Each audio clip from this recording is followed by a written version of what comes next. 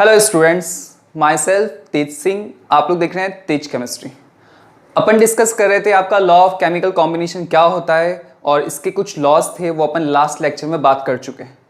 आज बात करते हैं उसके नेक्स्ट लॉ कौन सा है, वो अपन यहाँ पे बात देख रहे हैं। देखो हमारे पास जो नेक्स्ट लॉ है वो है आपका गैल-लुसैक्स लॉ ऑफ गैसियस वॉल्यूम। तो गैल-लुसैक्स लॉ ऑफ गैसियस वॉल्यूम ये क्या बताता है, ये चीज आपको इसमें क्या करनी पड़ेगी, ध्यान रखनी पड़ेगी। कल भी मैंने आपसे यही कहा था कि जब भी आप लॉ पढ़ते हो तो उस लॉ का आपको स्टेटमेंट अच्छे से समझ में आना चाहिए। अगर ये समझ में आ गया तो आप उसको आगे आराम से कर सकते हो। देखो क्या हो जाएगा इसके अंदर, according to this law when gases combined और produced in a chemical reaction. क्या कह रहा हूं, according to this law when gases combined और produced in a chemical reaction they do so a simple ratio. मतलब इनके अंदर जो रेशियो होगा वो सिंपल रहेगा। कैसे होगा, एग्जांपल लेके बताऊंगा। बाय वॉल्यूम, वॉल्यूम का रेशियो क्या रहेगा, सिंपल रेशियो रहेगा।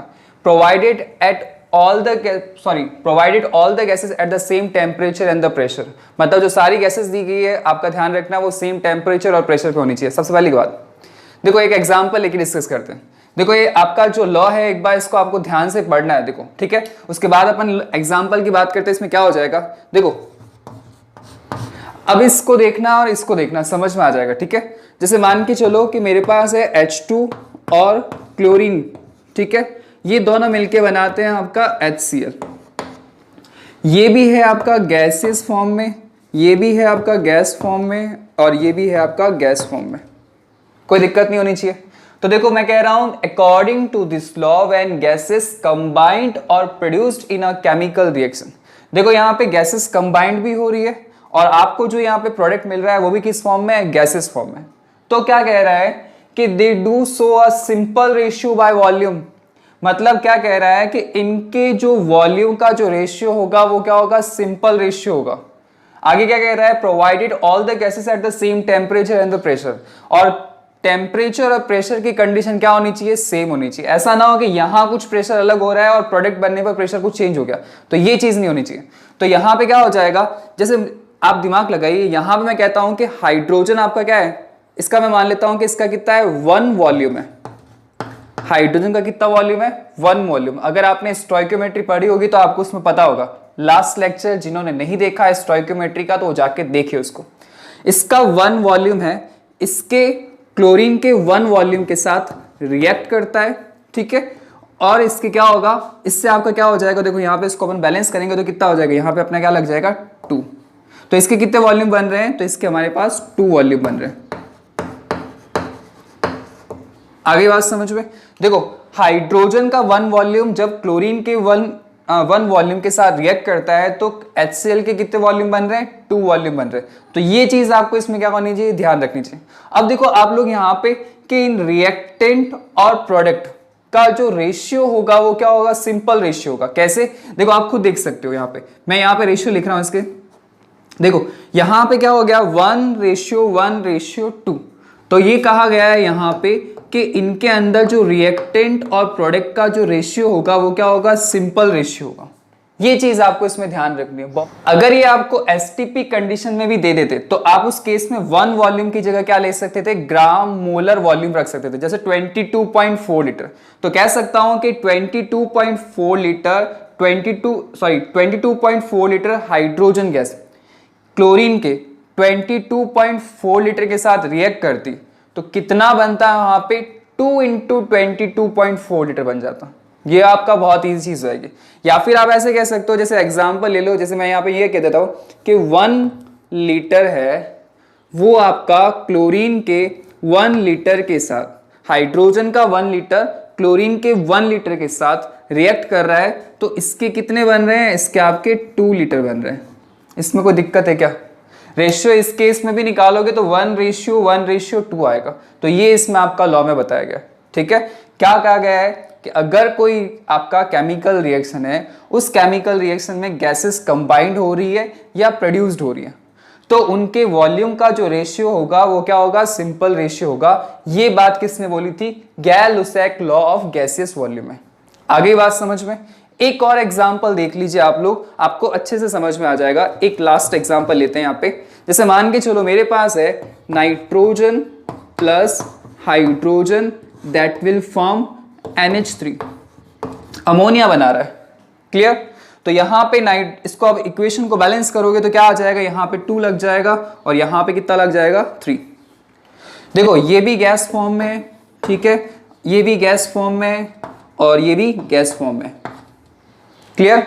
उसके बाद देखिए यहाँ पे जिस तरह से हमने यहाँ पे रेशियो लिखा था तो इसका रेशियो क्या आ जाएगा, देखो इसका क्या हो रहा है, आपका 1 वॉल्यूम है, नाइट्रोजन का 1 वॉल्यूम हाइड्रोजन के कितने वॉल्यूम के साथ, 3 वॉल्यूम के साथ रिएक्ट करता है, तो यहाँ पे आपका अमोनिया कितना वॉल्यूम बनता है, यहाँ पे 2 वॉल्यूम ऑफ अमोनिया बनते हैं। आगे बात समझ में, इस तरह से आपको लिखना आना चाहिए, ठीक है। देखो 1 वॉल्यूम ऑफ नाइट्रोजन रिएक्ट करता है 3 वॉल्यूम ऑफ हाइड्रोजन, तो कितना वॉल्यूम बनेगा अमोनिया का, आपका बन जाएगा 2 वॉल्यूम। तो अगर मैं इनका रेशियो लिखना चाहता हूं तो किस तरह से हो जाएगा, तो यहां पे अगर आपका रेशियो लिखोगे तो क्या हो जाएगा, देखो 1:3:2, तो यहां पे क्या हो जाएगा 1:3:2, तो ये एक तरह से इसमें क्या आ जाएगा, आपका सिंपल रेशियो आ जाएगा। ये चीज आपको इसमें ध्यान रखनी पड़ेगी। आप चाहो तो यहाँ पे इसको लीटर की फॉर्म में लिखना चाहते हो तो 1 लीटर, ठीक है, यहाँ पे हो जाएगा 3 लीटर और यहाँ पे हो जाएगा 2 लीटर। तो ये इसमें आपका रेशियो रखोगे तो इसमें भी सेम आने वाला है, 1:3:2, तो ये हमने देख लिया। तो ये बात किस में बोली गई है, ये आपका बोली गई गैल-लुसैक्स लॉ ऑफ गैसेस वॉल्यूम। बहुत सिंपल लॉ है, आपको सिर्फ इसमें एग्जांपल ध्यान रखना है। इसके ऊपर हो सकता है कोई क्वेश्चन भी पूछ ले तो आपको आना चाहिए आराम से। जैसे अगर आपसे मैं कहूँ, जैसे मान के चलो कि ये रिएक्शन दे दे आपको और रिएक्शन देके बोले कि आपका क्या हो रहा है कि हाइड्रोजन है 10 लीटर और क्लोरीन कितना है 10 लीटर, मतलब 10 लीटर हाइड्रोजन 10 लीटर क्लोरीन के साथ कंबाइंड होती है। दिमाग लगाना, देखो आप खुद कि अगर 10 लीटर हाइड्रोजन 10 लीटर क्लोरीन के साथ कंबाइंड होती है तो HCl कितना बनेगा, इसके कितने लीटर्स बनेंगे, तो आप खुद देख सकते हो इसका 10 लीटर हो रहा है तो इसके कितने बनेंगे, 20 लीटर हो जाएगा, क्योंकि आपका इसका 1 लीटर कंबाइंड होता है तो इसके कितने बनते हैं, 2 लीटर बनते हैं। तो अगर आप इसका 10 लीटर ले रहे हो तो इसके कितने बनेंगे, 20 लीटर बनेंगे। ये चीज आपको ऐसे पूछ सकता है। ये चीज आपने स्टोइकियोमेट्री के अंदर पढ़ रखी है तो आपको इसमें कोई दिक्कत आनी नहीं चाहिए। और जिन लोगों ने वो लेक्चर नहीं देखा है तो प्लीज आप मेरे को उसको प्लेलिस्ट में जाके देखिए, आपको मिल जाएगा वो लेक्चर, ठीक है। चलिए नेक्स्ट लॉ बात करते हैं, आपका एवोगाड्रोस लॉ। देखो एवोगाड्रोस लॉ में क्या बताया गया है, ये भी आपका वैसे देखा जाए तो आपने इसके बारे में भी थोड़ा पहले पढ़ रखा है। देखिए at the same temperature and the pressure, मतलब आपका सेम टेम्परेचर पर और सेम प्रेशर पे क्या होता है, equal volume of all gases, equal volume of all gases contain equal number of molecules. मतलब ये कह रहा है कि आपका के जो गैसेस होती है वो आपका सेम टेम्परेचर और सेम प्रेशर पर, मतलब सेम टेम्परेचर और सेम प्रेशर है, उस केस में क्या होगा कि इक्वल वॉल्यूम है। अगर सेम टेम्परेचर और सेम प्रेशर है तो इक्वल वॉल्यूम ऑफ गैसेस होगा, उनके अंदर जो नंबर ऑफ मॉलिक्यूल्स होंगे वो क्या होंगे, सेम होंगे। किस तरह से होंगे, एग्जांपल देखिए। देखो इसका एग्जांपल अपन यहाँ पे देखते हैं, इसके अंदर क्या हो जाएगा। देखो मेरे पास है जैसे यहाँ पे एक तो है H2 plus Cl2 that will form HCl, यही तो बात हो रही है इसमें। ये कोई रिएक्शन है, इसमें आपकी ये सारी की सारी गैसेस फॉर्म के अंदर है, क्लियर। ये भी गैस फॉर्म में, ये भी गैस फॉर्म में, ये भी गैस फॉर्म में। आगे बात समझ में। अब ये कह रहा है कि सेम टेम्परेचर और प्रेशर, मतलब टेम्परेचर और प्रेशर क्या है, सेम है। तो कह रहा है कि equal volume of gases contain the equal number of molecules. अब आप खुद दिमाग लगाओ, यहां पे मैं कह रहा हूं कि इसका क्या हो रहा है, अपन यहां पे देखो इसी तरह से मैं यहां पे इसको डिस्कस करूंगा। पहले देखो हाइड्रोजन का कितना है, 1 वॉल्यूम है। हाइड्रोजन का क्या है, 1 वॉल्यूम। हाइड्रोजन का 1 वॉल्यूम क्लोरीन के 1 वॉल्यूम के साथ रिएक्ट करता है, तो HCl के कितने वॉल्यूम बनते हैं, इसके 2 वॉल्यूम बनते हैं, क्लियर। उसके बाद देखिए यहां पे कि अगर मैं यहां पे आपके पास कंडीशन होती STP वाली, ठीक है, स्टैंडर्ड टेम्परेचर प्रेशर, तो उस केस में आपका हाइड्रोजन का वॉल्यूम कितना होता, यहां पे 1 लिखा हुआ है तो 1 मोल के बराबर मानते हैं, तो 1 मोल, यहां पे भी कुछ नहीं लिखा तो इसको भी 1 मोल कंसिडर कर सकते हैं। इसको भी, इसका क्या हो जाएगा, यहाँ पे बैलेंस करने पे 2 लग जाएगा, तो इसके कितने हो जाएंगे, 2 मोल्स। तो अगर मैं यहाँ पे STP कंडीशन में वॉल्यूम लिखूं तो कितना हो जाएगा, इसका 22.4 लीटर, इसका हो जाएगा 22.4 लीटर और इसका हो जाएगा 2 इंटू 22.4 लीटर। तो इस तरह से ये क्या हो जाएगा अपना वॉल्यूम।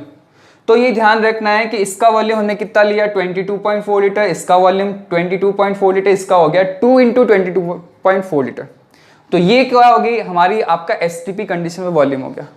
अब आप खुद नोटिस कीजिए कि अगर इतना वॉल्यूम होता है एसटीपी में तो मोल्स कितने होते हैं, तो मोल्स होते हैं उस केस के अंदर आपका 1 मोल।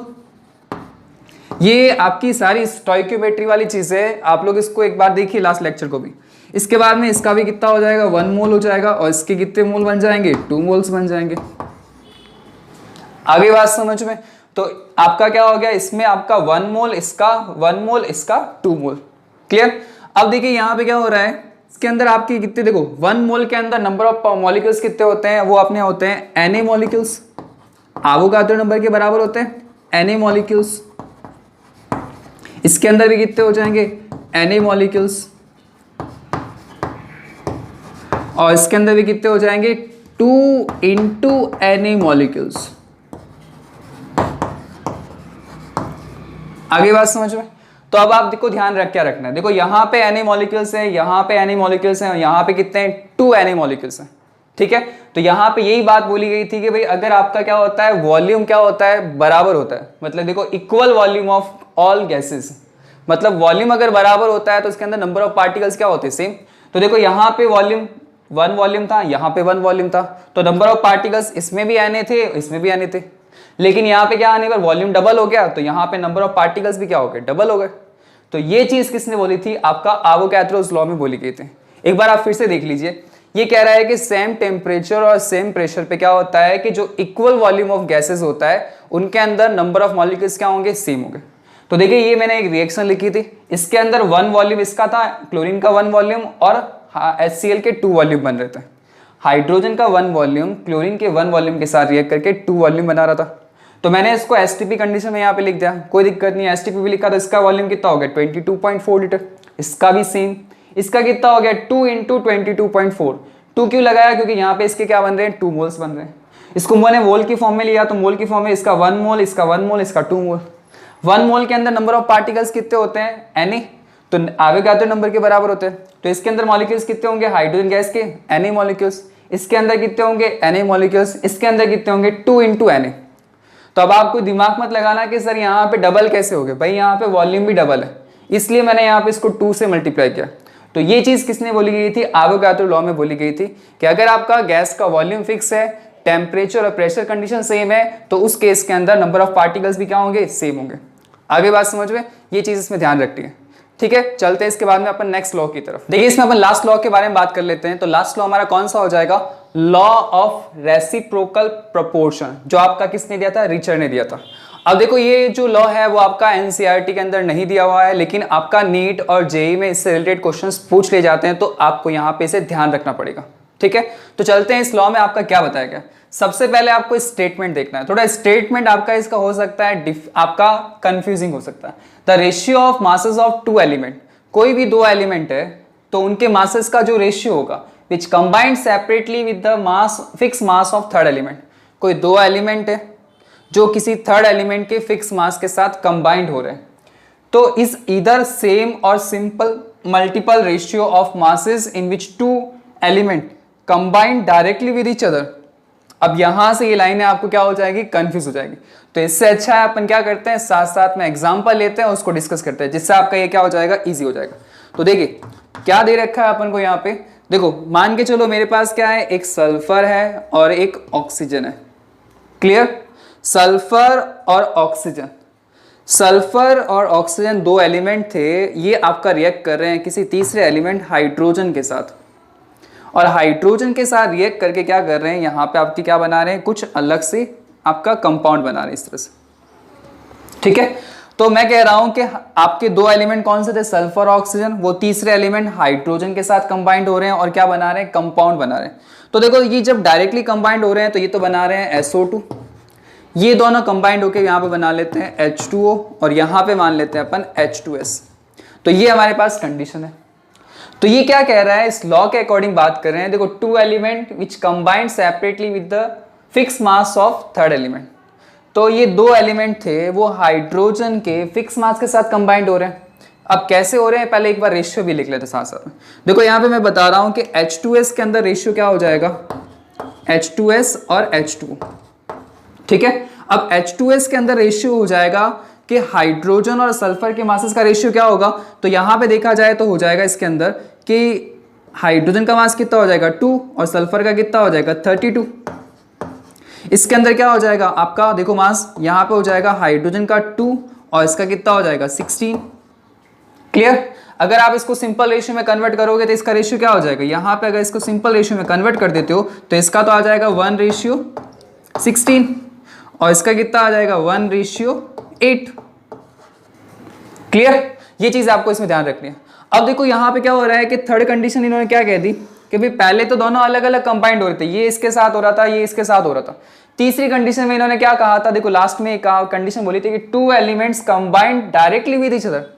तो ये 2 एलिमेंट्स थे ना वो डायरेक्टली भी कंबाइंड हो रहे हैं, तो ये 2 डायरेक्टली कंबाइंड होंगे तो क्या बनेंगे, SO2 बनेगा। अब SO2 के अंदर देखा जाए तो यहाँ पे इसका रेशियो कितना हो जाएगा मासेस का, सल्फर का कितना होता है 32 और ऑक्सीजन 1 होता है, एक ऑक्सीजन का 16 होता है, तो 2 का कितना होगा 32 हो जाएगा। अब आप इसका क्या करते हो, सिंपल रेशियो लिखते हो, तो सिंपल रेशियो इसका कितना हो जाएगा, इसका हो जाएगा, देखो इसको अगर सिंपल रेशियो में कन्वर्ट करोगे तो 1:1 आ जाएगा। अब देखो क्या ध्यान रखनी है आपको, यहां से अब चीज दिमाग पर रखनी है। तो 2 element combined separately with the third element, 2 element combined हो गए वो सेपरेटली और इस तरह से हमारे ये कंपाउंड बन रहे थे। तो अब इन्होंने क्या बात बोली है यहाँ पे लास्ट लाइन में बोला है कि जो ये फर्स्ट एलिमेंट है अलग अलग कंबाइंड हो रहे थे, उन केसेस में जो डिफरेंट मासेस वाले होते हैं, इनका देखो डिफरेंट मासेस वाले की बात कर रहा हूं, ठीक है, डिफरेंट मासेस वाले। तो डिफरेंट मासेस वाले जो आपके इनके मासेस का रेशियो है वो इस वाले के क्या होगा, आपका सिंपल रेशियो होगा। ये क्या होंगे, आपस में सिंपल रेशियो होंगे। इसके नीचे मैं एक लाइन लिख देता हूं जिससे आपको अच्छे से क्लियर हो जाएगा। देखो हियर, देखो यहाँ पे क्या हो रहा है कि इनका रेशियो और इनका रेशियो क्या होगा, सिंपल मल्टीपल रेशियो होगा। तो मैं यहाँ पे अगर इसको सिंपल फॉर्म में लिखता हूँ तो 2:1 ही आएगा। यही तो बात होगी यहाँ से, सिंपल मल्टीपल रेशियो इनका तो ये आएगा 2:1। अगर सिंपल फॉर्म में कन्वर्ट करोगे इसका है 1:1। तो यहाँ पे कह रहा हूँ कि आपका हियर 2, 1 एंड 1, 1 ये रेशियो और ये ratio 1 is simple multiple, simple multiple, देखो यहां पे क्या हो जाएगा, सिंपल मल्टीपल रेशियो। मतलब ये क्या हो रहा है कि ये रेशियो और ये रेशियो क्या है, आपका सिंपल मल्टीपल रेशियो है। ये चीज आपको इसमें करनी पड़ेगी, ध्यान रखनी पड़ेगी। देखो इसमें एक और एग्जांपल डिस्कस कर लेते हैं तो आपको अच्छे से समझ में आ जाएगा। देखो ये तो क्या हो गया, डिफरेंट मतलब सिंपल मल्टीपल रेशियो। एक चीज उन्होंने और बोली यहाँ पे सेम भी होता है, तो सेम कैसे होगा, देखो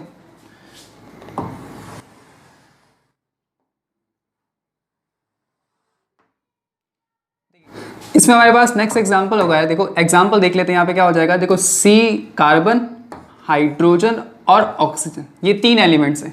अब देखो ये 2 एलिमेंट थे वो ऑक्सीजन के फिक्स मास के साथ कंबाइंड हो रहे हैं। 2 एलिमेंट आपका सेपरेटली किसके साथ कंबाइंड हो रहे हैं, आपका ऑक्सीजन के साथ कंबाइंड हो रहे हैं। तो ऑक्सीजन के साथ जब कंबाइंड होते हैं तो क्या क्या बनाते हैं, देखो ये और ये जब आपके कंबाइंड होते हैं तो ये तो बना लेते हैं CO2। ये और ये जब कंबाइंड होते हैं तो ये तो बना लेते हैं H2O। और ये कंबाइंड होंगे तो उस केस में क्या बना लेंगे, ये बना लेंगे CH4 मीथेन। आगे बात समझ में। तो इस तरह से ये कंपाउंड बन रहे हैं। देखो मैंने आपको ये लॉ बताया था, ये तो मैंने 2 चीजें कही थी। मैंने कहा एक सिंपल मल्टीपल और सेम रेशियो हो सकता है, मतलब ये वाला रेशियो और ये वाला रेशियो भी सेम हो सकता है। तो कैसे होगा मैं उसका एग्जांपल आपको यहाँ बता रहा हूँ। तो देखिए यहाँ पे क्या हो जाएगा, देखो CO2 है और H2O है, क्लियर। तो ये सेपरेटली कंबाइंड हो रहे हैं किसके साथ, ऑक्सीजन के साथ। तो इनके मासेस का रेशियो क्या होगा, कार्बन कितना है यहाँ पे हमारे पास 1 है, तो 1 कार्बन का होता है 12 और ऑक्सीजन कितने हैं 32। तो यहाँ पे कितना हो जाए, सॉरी 2 है तो 2 ऑक्सीजन का मासेस कितना होता है 32। और यहाँ पे हाइड्रोजन कितने हैं 2, तो 2 हाइड्रोजन का मास क्या होता है 2 ही होगा। और ऑक्सीजन कितने हैं 1, तो एक ऑक्सीजन का कितना होता है 16 होता है। अब देखो आप उसको सिंपल रेशियो में ले लो तो कितना हो जाएगा, देखो इसको अगर सिंपल फॉर्म में कन्वर्ट करोगे तो यहाँ पे कितना आएगा 3:8 आएगा। और इसको जब कन्वर्ट करोगे तो क्या आएगा 1:8 आएगा। यही तो बात होगी। तो देखो यहाँ पे मास किसका फिक्स हो गया, ऑक्सीजन का रेशियो है दोनों के अंदर फिक्स है, मतलब इसमें भी 8 बता रहा है, इसमें भी 8 आ रहा है। लेकिन यहाँ पे किसका रेशियो अलग अलग है, कार्बन का और हाइड्रोजन का रेशियो अलग है, ठीक है। अब यहाँ पे ध्यान रखना, जिस तरह से मैंने यहाँ पे लिखा था ना ये चीजें, वो की वो सेम। अब देखो यहाँ पे क्या हो रहा है, अब एक काम करना है, तीसरा एलिमेंट कौन सा है, CH4, ठीक है। अब CH4 के अंदर इनका रेशियो क्या होगा मासेस का, तो कार्बन कितना है 12, हाइड्रोजन कितना है यहाँ पे 4, क्लियर। तो अब इसका रेशियो आप सिंपल रेशियो में कन्वर्ट करोगे तो क्या आ जाएगा, यहाँ पे देखो आप लोग हो जाएगा, देखो यहाँ पे इसको सिंपल फॉर्म में कन्वर्ट करके देखो कितना हो जाएगा, ये कितनी बार जाएगा आपका, ये कितनी बार जाएगा, देखो ये 4 से हो जाएगा तो इसमें आपका आ जाएगा 3:1। अब देखो मैं क्या कह रहा हूं कि ये तो सिंपल, ये तो सेम एलिमेंट के थे, ये डिफरेंट एलिमेंट के थे, तो उस केस में कह रहा है कि इनका जो रेशियो होगा, ये दो डिफरेंट एलिमेंट थे, इनका जो मासेस का रेशियो है और ये रेशियो क्या होगा, आपस में क्या होंगे, सेम हो सकते हैं, ठीक है। तो क्या कह सकते हैं कि हियर रेशियो